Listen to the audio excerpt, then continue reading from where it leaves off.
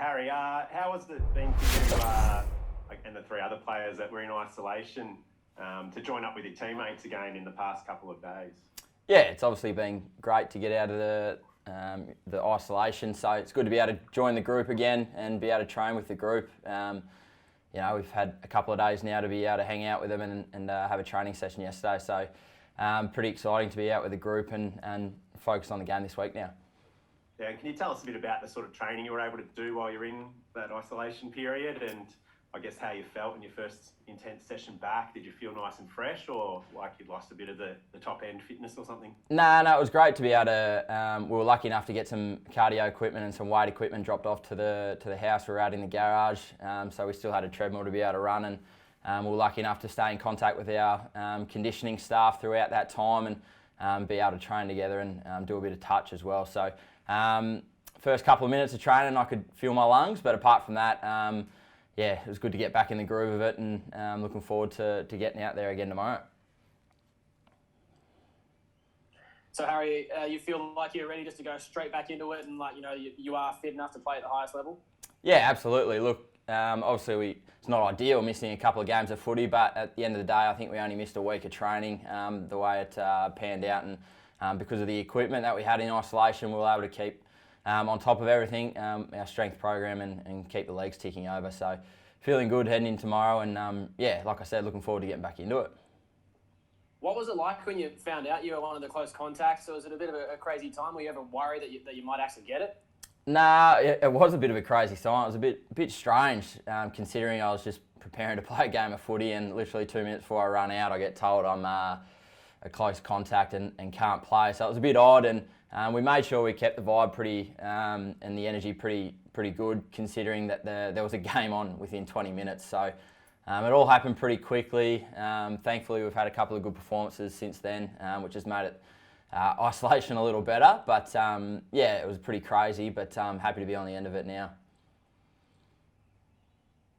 What do you make of the Swans' performances in the last two games, given they were against opponents who the Swans lost to in the first half of the year? Yeah, I thought the boys played really well in the two games that I've been watching from afar.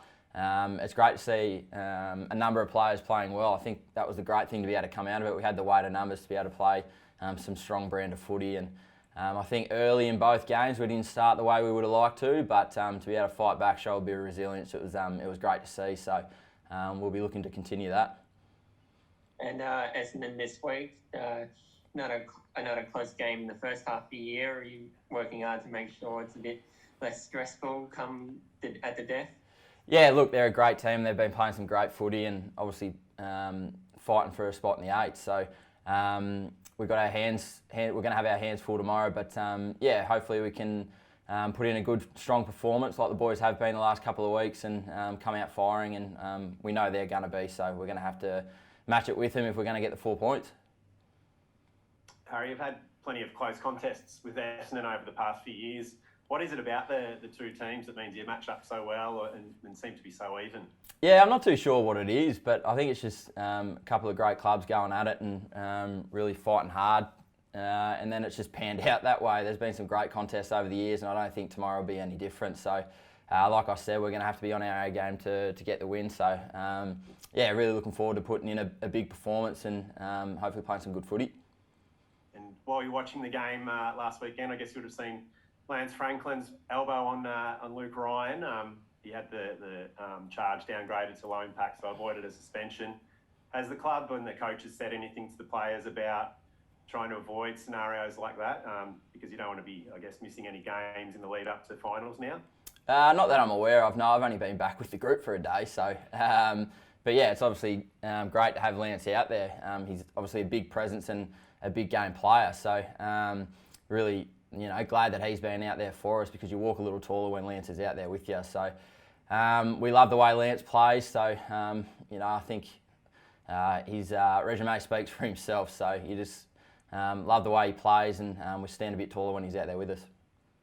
But it would be useful if he was able to just rein in that, that desire he's playing with in the past few weeks and understand where the line is. I think Lance has played enough footy over his time to know what he needs to do to be out on the park every week, and what he needs to do to play well. So, He's played well for a long period of time, and hopefully he can continue that for us. So looking forward to running out with him tomorrow.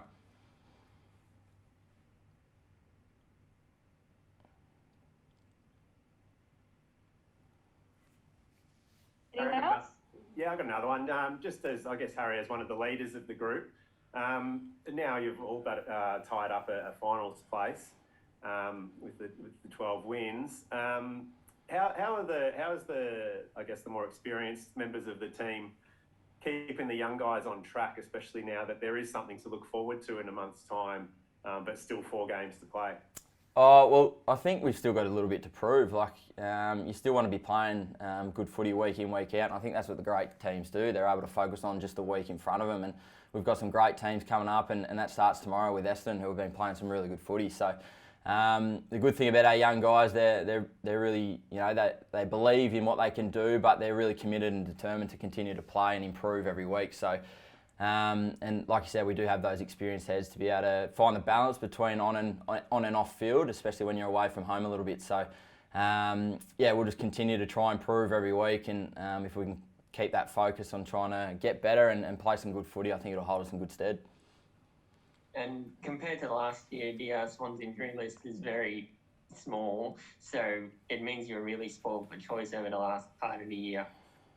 Yeah, touch wood, it stays that way. I think if you can keep a healthy list, you can play some good footy, and hopefully we can continue to keep injuries to a minimum because, it's great to be able to have depth in your squad and players to pick from. So our medical and conditioning staff have done a great job all year, and hopefully they continue to do that for us because it's necessary when you're going on towards the back end of the season.